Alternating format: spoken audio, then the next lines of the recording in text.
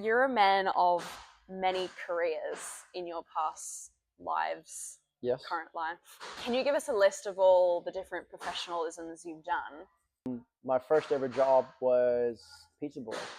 Worked at a pizza shop, and my skill set there was if a customer upset me or upset one of the younger girls that I was working with, I'd get his dough, I'd slap his sauce on there, and then I'd throw a couple of "fuck you" anchovies in there, and then cheese it up, and then put his toppings on and send it to him. Um, After that, I was working in a cafe, just the Morley Galleria.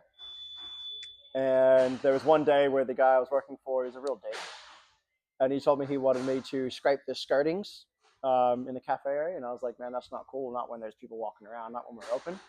And he said, no, you're gonna do it. And I was like, fuck you, and I just left.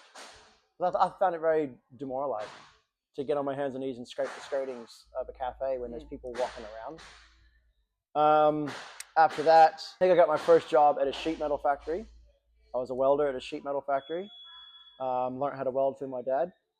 Did that for quite a while, and then I went in and was a TA and was being trained as a CNC machinist for a marine propulsion company.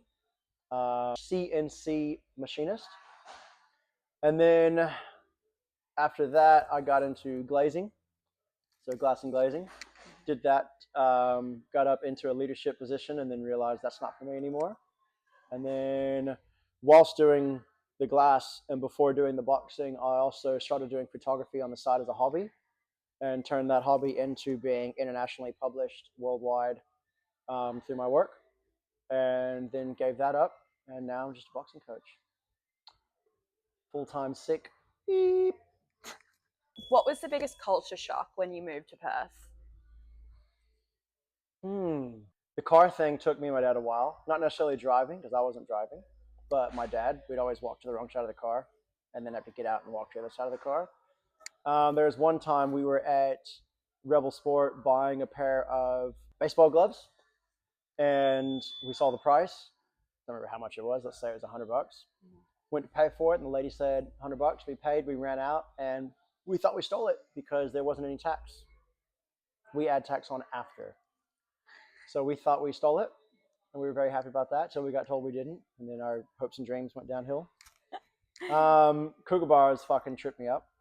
They tripped me up. And then I think it's mainly just the birds, man.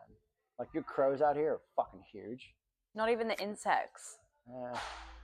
the birds. The birds, they're big. The crows are big. And then What is like the local animal in Texas?